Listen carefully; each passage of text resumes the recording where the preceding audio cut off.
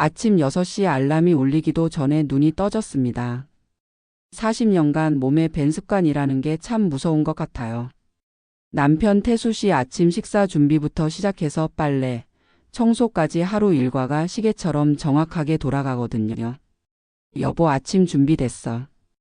부엌에서 목소리를 높여 불러도 태수 씨는 여전히 잠들어 있습니다. 요즘 따라 잠이 많아졌어요. 사업이 어렵다고 밤늦게 고민하다 보니 그런가 봅니다. 안녕하세요. 내일도 인생입니다. 오늘도 찾아와 주셔서 진심으로 감사합니다. 여러분의 구독과 좋아요는 제가 더 많은 이야기를 전할 수 있는 큰 힘이 됩니다. 아이고, 또 늦잠이네. 명호가 미안해. 요즘 머리가 복잡해서. 태수 씨가 부스스한 머리로 식탁에 앉았습니다. 평소와 달리 표정이 어둡고 무거워 보여요. 뭔가 말하고 싶어 하는데 입을 다물고 있는 모습이 영 안쓰럽습니다. 무슨 걱정 있어요? 얼굴이 왜 그래? 아니야, 별일 아니야. 그냥 사업이 좀. 말끝을 흐리는 태수 씨를 보니 가슴이 답답해집니다. 40년 결혼 생활 동안 이 사람이 이렇게 풀이 죽어 있는 모습을 본 적이 별로 없거든요.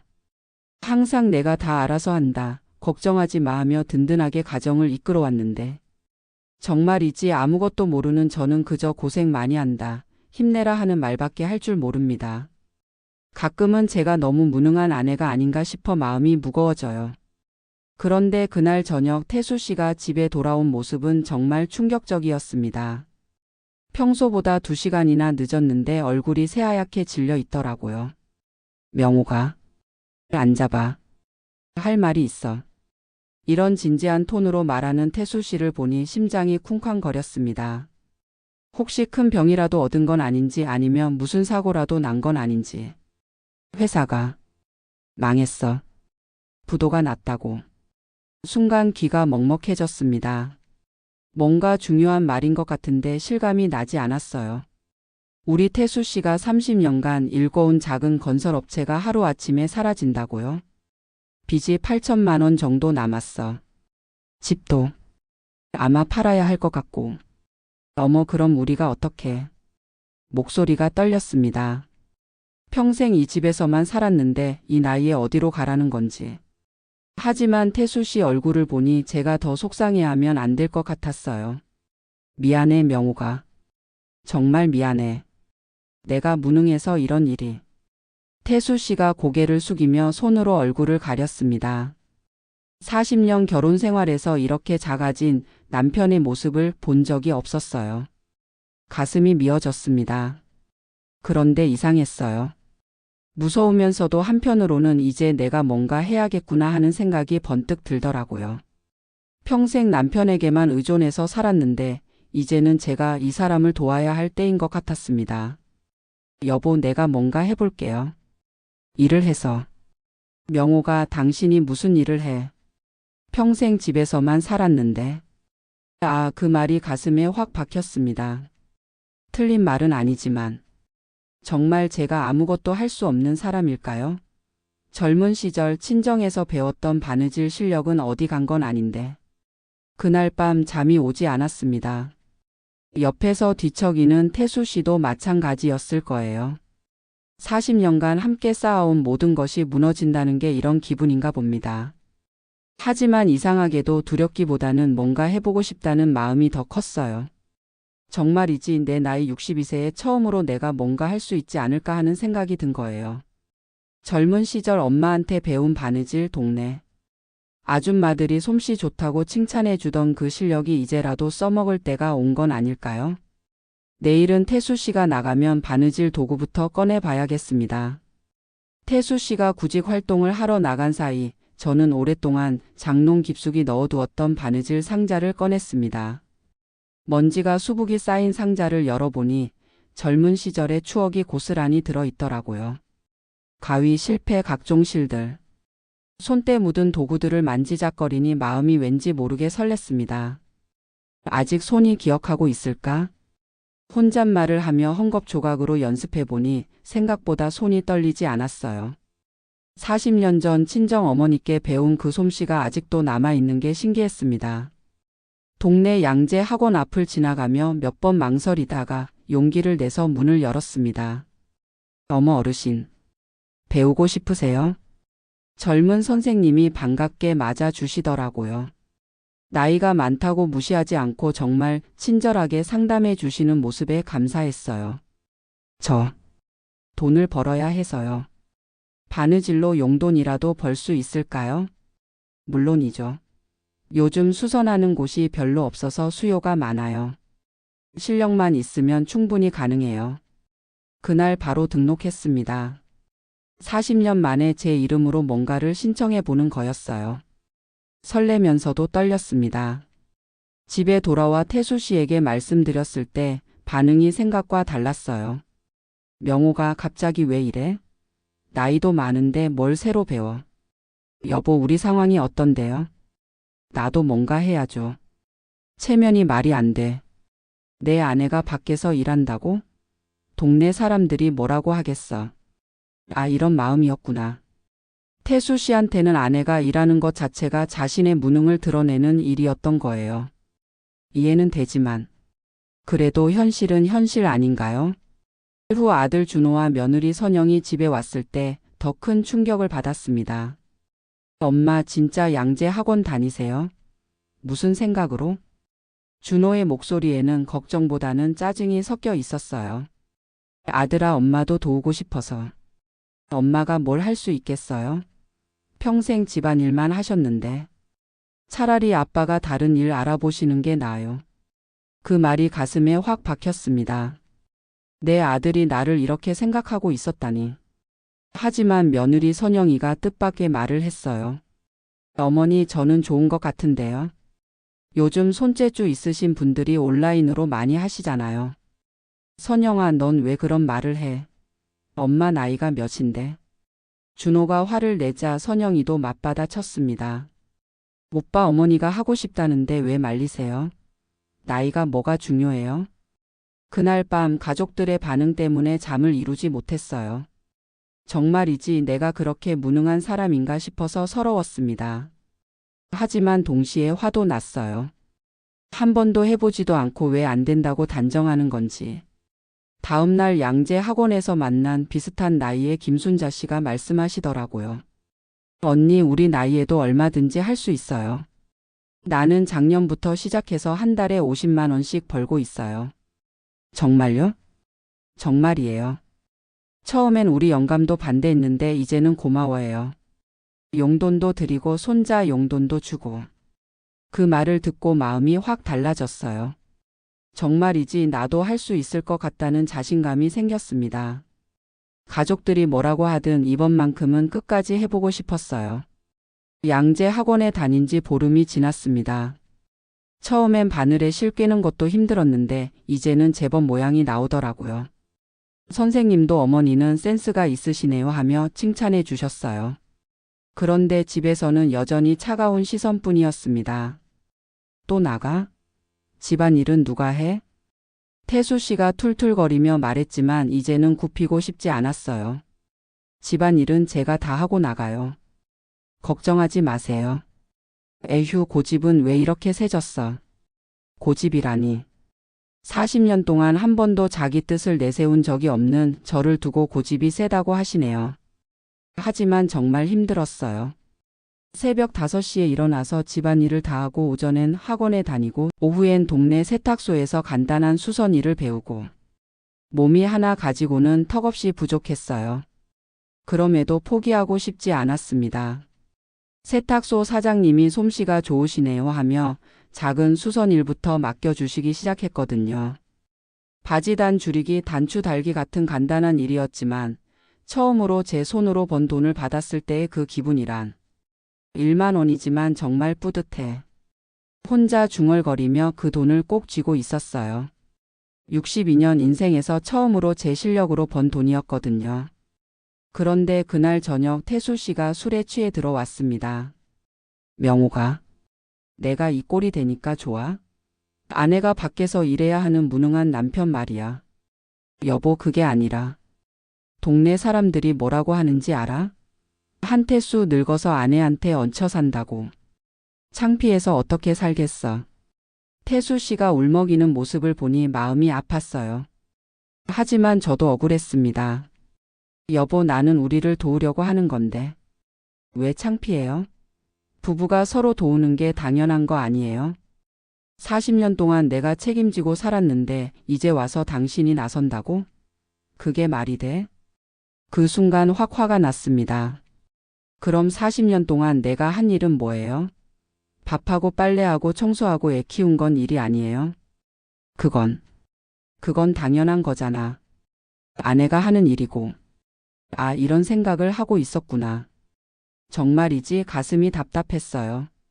40년 동안 매일매일 새벽부터 밤까지 집안일을 했는데 그건 일이 아니라 당연한 거라고 하시네요. 그날 밤 잠자리에서 혼자 생각했어요. 정말 내가 하는 일은 가치가 없는 걸까?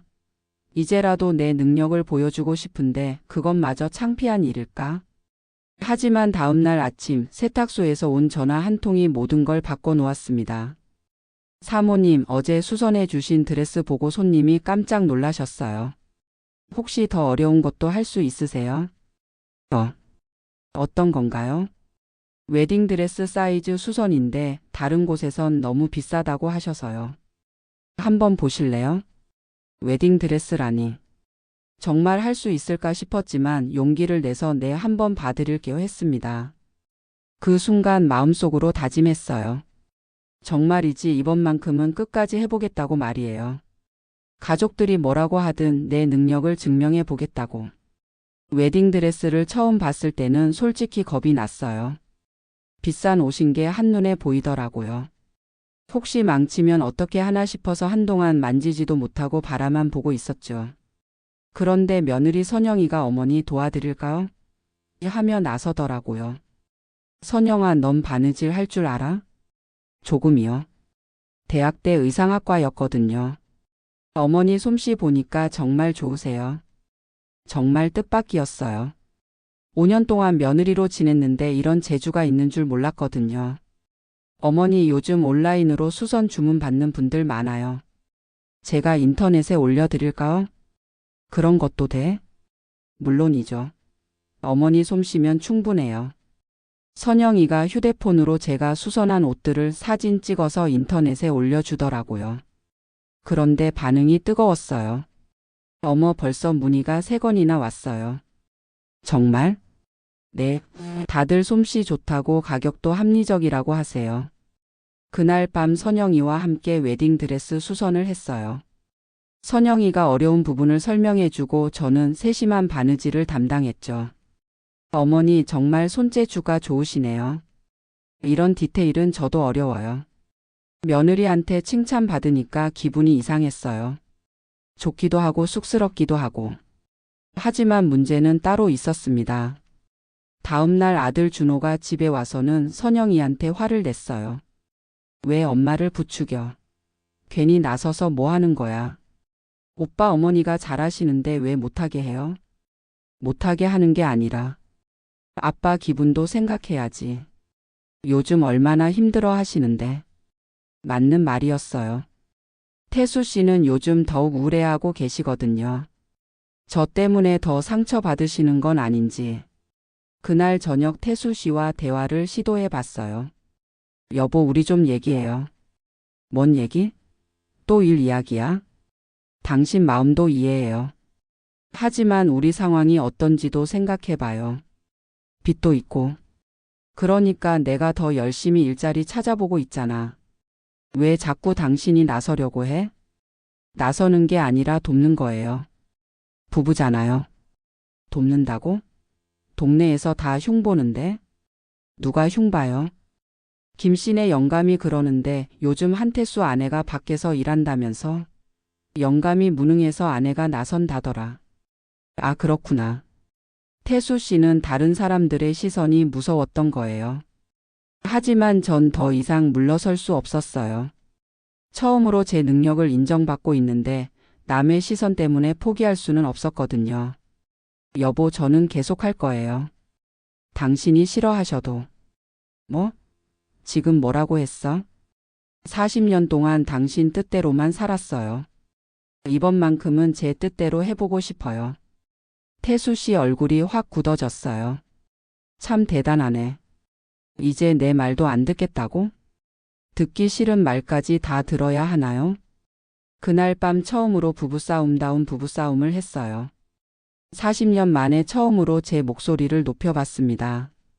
하지만 후회되지 않았어요. 정말이지 이제는 제 인생도 살고 싶었거든요. 늦었지만 아직 늦지 않았다는 생각이 들었어요. 다음 날 선영이가 조용히 말했어요. 어머니 오빠랑 싸웠다고 들었어요. 쟤 때문인 것 같아서 죄송해요. 아니야 선영아. 내 잘못이 아니야. 고마워 내 편이 되어줘서. 저도 어머니 같은 엄마 되고 싶어요. 이렇게 늦은 나이에도 새로운 도전을 하시는 모습이 정말 멋있어요. 며느리 입에서 나온 그 말이 큰 위로가 되었어요. 비록 가족 모두가 저를 이해해 주지는 않지만 적어도 한 사람은 제 편이구나 싶어서 든든했습니다. 며칠간 태수 씨와 저는 서로 말도 안 했어요.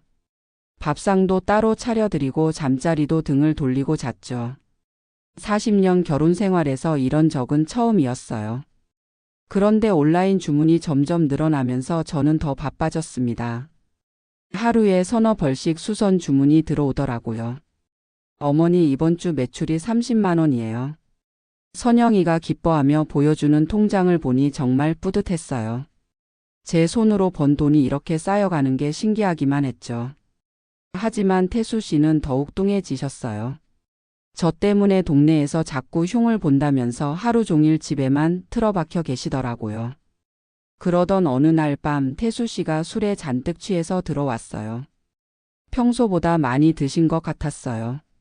명호가, 이리 와봐. 술 냄새가 진동하는 태수 씨가 저를 불렀어요. 술 그만 드세요. 몸에 안 좋아요. 몸에 안 좋다고? 하. 내 몸 걱정은 왜 해? 어차피 나는 이제 폐물 아니야? 무슨 소리를 그렇게 해요? 아니야. 40년 동안 내가 이 집 가장이었는데 이제는 아내가 돈 벌고. 나는 뭐야 나는? 태수 씨 목소리에 울음이 섞여 있었어요. 명호가 솔직히 말해봐. 속으로는 나를 무시하고 있지? 여보 왜 그런 말을. 40년 동안 당신이 나를 무능하게 만들었어. 뭐든지 내가 해준다고 걱정하지 말라고. 그래서 나는 혼자서는 아무것도 못하는 사람이 되었다고. 순간 머리가 띵해졌어요. 이게 태수 씨의 진짜 속마음이었구나. 그럼 내가 잘못한 거예요? 당신을 위해서 한 일들이 전부 잘못이었단 말이에요? 위해서? 정말 나를 위해서였어? 아니면 당신이 편해서였어? 그 말이 가슴을 확 찔렀어요. 뭐라고요? 40년 동안 아무 생각 없이 살면서 이제 와서 갑자기 뭔가 하고 싶다고? 웃기지 않아? 더 이상 참을 수 없었어요. 그럼 당신은 뭐예요? 40년 동안 나를 바보 취급하면서. 바보 취급? 언제 내가? 매번 그랬잖아요. 뭔가 의견을 말하면 당신이 뭘 안다고 내가 알아서 한다 그런 말들. 나도 생각이 있는 사람이라고요. 처음으로 목소리를 높여 소리쳤어요. 생각이 있다고? 그럼 왜 40년 동안 가만히 있었어? 당신이 그렇게 만들었으니까요. 뭐든 당신이 결정하고 나는 따라가기만 하라고 했으니까. 그게 내 잘못이야? 잘못이에요. 나도 꿈이 있었어요. 젊을 때 양재 배우고 싶었고 뭔가 해보고 싶었다고요. 태수 씨가 갑자기 조용해졌어요. 꿈이 있었다고?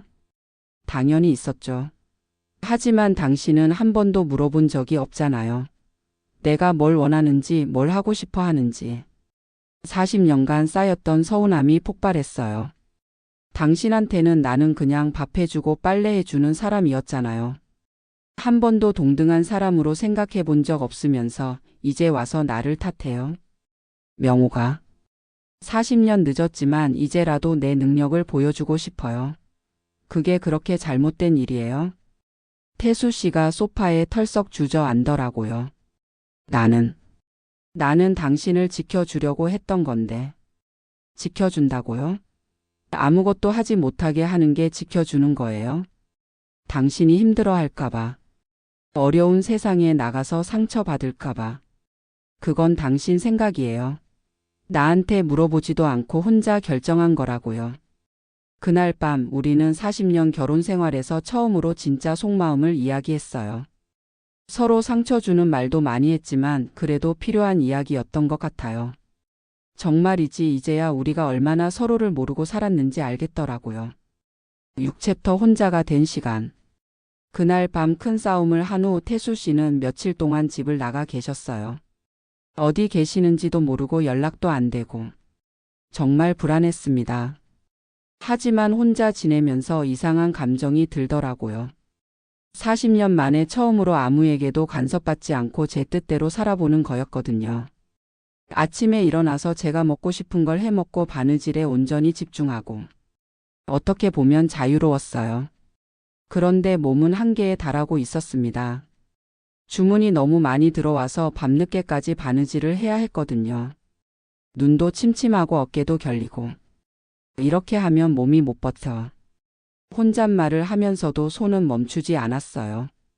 이제 막 시작한 일을 포기하고 싶지 않았거든요. 그런데 아들 준호가 갑자기 집에 와서는 화를 냈어요. 엄마 이제 그만해요. 아빠가 어디 계신지도 모르는데 무슨 바느질이에요. 준호야, 엄마가 일하는 게 그렇게 싫어? 싫은 게 아니라 이 나이에 왜 이렇게 힘들게 사세요? 내가 용돈 드릴게요. 용돈? 네, 매달 50만 원씩 드릴게요. 그러니까 이제 그만해요. 아들이 저를 불쌍하게 생각하고 있다는 게 느껴졌어요. 아들아, 엄마는 불쌍해서 하는 게 아니야. 즐거워서 하는 거야. 즐거우시다고요? 이렇게 힘들어 하시면서? 힘들어도 보람이 있어. 내 손으로 뭔가 만들어내는 게 이렇게 기쁜 일인지 몰랐다. 엄마. 정말 이해할 수 없어요. 편하게 사시면 되는데 왜 굳이. 그때 깨달았어요. 내 아들도 아빠와 똑같은 생각을 하고 있구나. 여자는 편하게 집에 있는 게 당연하다고. 준호야, 엄마도 뭔가 해내고 싶은 게 있어. 이해해 줄 수 없겠니? 하지만 아빠는 어떻게 하세요? 이렇게 나가신 채로? 그것도 걱정이었어요. 태수 씨가 어디서 뭘 하고 계신지. 혹시 몸에 무슨 일이라도 생겼을까봐. 그런데 일주일 만에 태수 씨가 돌아오셨을 때 모습이 말이 아니었어요. 수염도 덥수룩하고 옷도 구겨진 채로. 어디서 주무셨는지 얼굴이 거칠어져 있더라고요. 여보. 조용히 부르는 태수 씨를 보니 마음이 아팠어요. 어디 계셨어요? 걱정했잖아요. 친구 집에 있었어. 미안해. 그날 밤 태수 씨는 제 바느질하는 모습을 멀리서 지켜보고 계셨어요. 뭔가 말하고 싶어 하시는데 입을 다물고 있더라고요. 다음 날 더 큰 충격이 기다리고 있었습니다. 주문 받았던 드레스를 망쳤어요. 너무 피곤해서 집중력이 떨어진 탓인지 중요한 부분을 잘못 재봤더라고요. 사모님, 이건 어떻게 된 일이에요? 완전히 망쳐 놓으셨네요. 고객이 화를 내며 전화해 왔을 때 정말 땅에 구멍이라도 파고 들어가고 싶었어요. 죄송합니다. 다시 해드릴게요. 다시요? 이 옷이 얼마나 비싼 옷인지 아세요? 배상해 주세요. 50만 원짜리 드레스를 배상하라는 말에 머리가 하얘졌어요. 그동안 번 돈을 다 토해내야 하는 상황이었죠. 그 모습을 지켜본 태수 씨가 말씀하셨어요. 명호가 이제 그만해. 몸도 안 좋은데 이렇게 무리하지 마. 아니에요. 조금만 더. 조금만 더? 언제까지? 당신 나이가 몇 살인데? 그때 정말 무너질 것 같았어요. 정말이지 내가 할 수 있다고 생각했는데. 역시 나이가 들어서 새로운 일을 시작하기에는 너무 늦었나 봐요. 며느리 선영이도 걱정스럽다며 어머니 조금 쉬세요 했고 아들 준호는 이제 그만하시라고 했어요. 모든 사람이 저를 말리는데 저 혼자만 고집을 부리는 것 같았어요. 그날 밤 망가진 드레스를 들여다보며 눈물이 났어요. 정말 나는 아무것도 못하는 사람인가? 40년 동안 집에만 있었던 사람이 갑자기 뭘 할 수 있다고 생각했을까? 하지만 포기하고 싶지 않았어요. 이렇게 끝내면 평생 후회할 것 같았거든요. 새벽까지 그 드레스를 다시 수선했어요. 눈이 빠질 것 같았지만 정말 정성껏 다시 만들었죠. 다음 날 아침 그 드레스를 고객에게 가져다 드렸을 때의 반응이 놀라웠어요. 어머, 이게 정말 그 드레스 맞아요? 완전히 새 옷 같은데요? 죄송했습니다. 밤새 다시 만들었어요. 밤새요? 정말 고생하셨네요. 이렇게까지 해주시다니. 감동이에요. 오히려 고객이 감동해 하시더라고요. 그리고 이런 정성이면 다른 사람들에게도 추천해야겠다며 좋은 후기까지 남겨주셨어요. 그 순간 깨달았어요. 정말이지 완벽하지 않아도 괜찮구나. 실수해도 다시 할 수 있구나.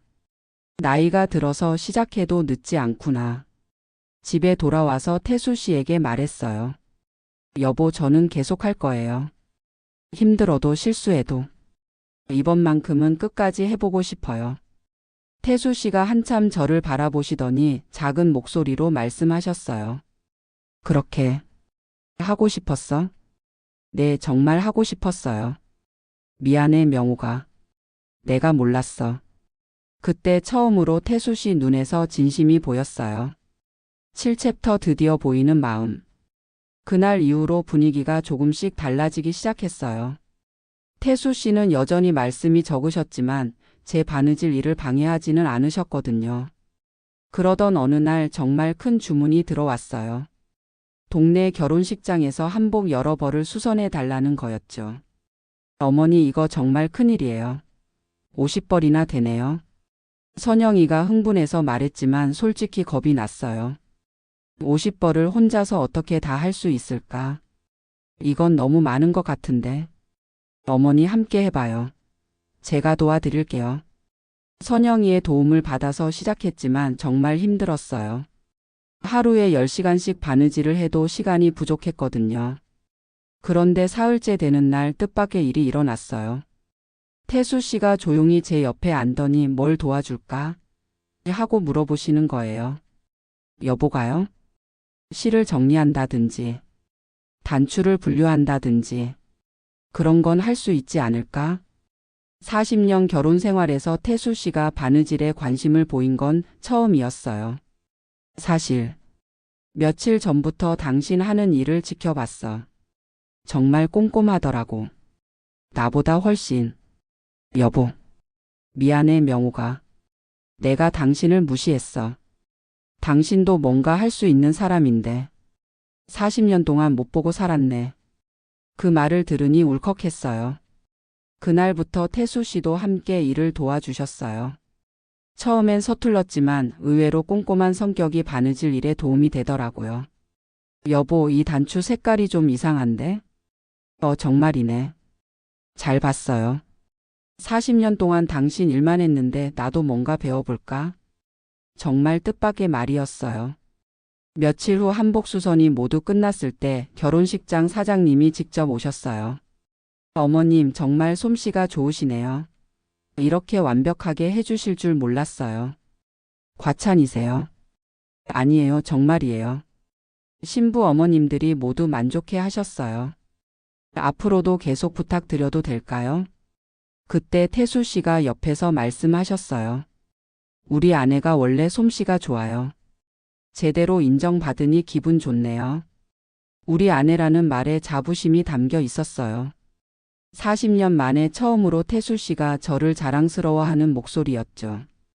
사모님, 남편분도 함께 일하시네요. 부부가 함께 하시니까 더 좋을 것 같아요. 집에 돌아오는 길에 태수 씨가 말씀하셨어요. 명호가 고마워. 뭐가요? 40년 동안 나만 바라보고 살았는데 이제야 당신이 얼마나 대단한 사람인지 알겠어. 여보, 앞으로는 내가 당신을 도울게. 같이 해보자. 그 순간 40년 결혼 생활에서 처음으로 진짜 동반자가 된 기분이었어요. 아들 준호도 그날 저녁에 와서 사과했어요. 엄마, 죄송해요. 엄마를 무시했네요. 정말 대단하세요. 아들아, 엄마가 이렇게 멋진 분인 줄 몰랐어요. 앞으로는 응원할게요. 며느리 선영이는 처음부터 어머니를 믿었다며 뿌듯해했어요. 그날 밤 가족들이 모두 모여서 저의 바느질 작품들을 구경했어요. 40년 만에 처음으로 제가 중심이 되는 시간이었죠. 정말이지 이렇게 늦었지만 가족들이 저를 인정해 주니까 세상을 다 가진 기분이었어요. 8챕터 새로운 시작. 6개월이 지났습니다. 이제 저희 부부는 함께 작은 수선집을 운영하고 있어요. 태수 씨는 고객 응대와 배달을, 저는 바느질을 담당하죠. 오늘도 주문이 10건이나 들어왔네. 태수 씨가 기쁘게 말씀하시는 모습이 예전과는 완전히 달라요. 이제는 저와 함께 일하는 걸 자랑스러워 하시거든요. 여보도 많이 바뀌었어요. 나? 뭐가? 예전엔 내가 뭘 해도 안 된다, 위험하다 했는데 이제는 해보자, 함께하자 하잖아요. 그러게. 나도 모르게 그랬나 보네. 미안했어, 명호가. 40년 된 결혼 반지를 보며 생각해 봅니다. 예전엔 이 반지가 의존의 상징 같았는데 이제는 진짜 동반 자식의 상징이 된 것 같아요. 며느리 선영이가 온라인 마케팅을 더 체계화해줘서 이제는 서울에서도 주문이 들어와요. 어머니 이번 달 매출이 200만 원 넘었어요. 정말? 네. 어머니 솜씨가 입소문 나서 단골 손님들이 점점 늘고 있어요. 아들 준호도 이제는 적극적으로 도와줘요. 주말마다 와서 무거운 짐을 들어다 주고 장비도 새로 사다 주고. 엄마 이제 정말 자랑스러워요. 우리 엄마가 이렇게 능력 있는 분인 줄 몰랐어요. 아들아, 엄마도 몰랐어. 이렇게 늦게 깨달을 줄은. 하지만 가장 큰 변화는 태수 씨예요. 이제는 제 의견을 먼저 물어보시고 뭔가 결정할 때도 함께 상의하세요. 명호가 새로운 기계 사려고 하는데 어떻게 생각해? 좋을 것 같은데요. 어떤 걸로 생각하고 계세요? 이것 좀 봐봐. 어떤가? 이런 대화가 얼마나 소중한지 몰라요. 40년 만에 처음으로 동등한 파트너가 된 기분이거든요. 어제는 태수 씨가 깜짝 선물을 사오셨어요. 이거 뭐예요? 새 재봉틀이야. 당신이 맨날 옛날 거 써서 힘들어하는 것 같아서. 여보, 이거 비쌌을 텐데. 당신이 벌어주는 돈으로 산 거야. 더 좋은 도구로 더 좋은 작품 만들어봐. 그 말을 들으니 정말 뭉클했어요. 오늘 아침 거울을 보니 표정이 많이 밝아졌더라고요. 62세에 새로운 인생을 시작했다는 게 믿기지 않아요. 동네 아줌마들이 부러워해요. 명옥 씨 정말 멋있어. 우리도 뭔가 해볼까? 해보세요. 늦은 게 아니에요. 하지만 우리 영감이 반대할 텐데. 처음엔 다들 그래요. 하지만 결과를 보여주면 달라져요. 정말이지 이제는 다른 분들에게도 용기를 드리고 싶어요. 나이가 들어도 늦어도 새로운 꿈을 꿀 수 있다고. 그날 저녁 가족들이 모두 모여 식사를 했어요. 태수 씨가 갑자기 말씀하셨어요. 명호가 고마워. 나를 다시 살게 해줘서. 무슨 말이에요? 사업 실패하고 나서 정말 절망적이었거든. 그런데 당신이 새로운 길을 보여줬어. 나도 다시 시작할 수 있다는 걸. 아들과 며느리도 맞장 굳혔어요. 맞아요, 엄마. 엄마 보고 우리도 많이 배웠어요. 어머니가 용기를 내시니까 우리 가족 분위기가 완전히 달라졌어요. 그날 밤 태수 씨와 함께 40년 된 결혼 반지를 바라보며 생각했어요. 이 반지가 이제는 새로운 의미가 되었구나.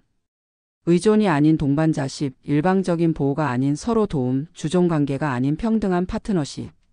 62세에 찾은 새로운 인생이지만 전혀 늦지 않았어요. 오히려 지금이 진짜 시작인 것 같아요. 정말이지 앞으로 몇 년을 더 살지 모르지만 이제는 제 인생을 살고 있다는 확신이 들어요. 태수 씨와 함께 진짜 동반자로서 말이에요. 내일도 새로운 주문들이 기다리고 있어요. 이제는 두렵지 않아요.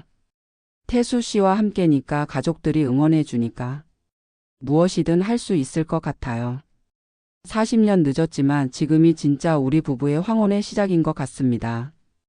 오늘도 내일도 인생과 함께 해주셔서 감사드리며 이 이야기가 여러분 마음에 작은 울림이 되었다면 구독과 좋아요 그리고 알림 설정까지 부탁드립니다.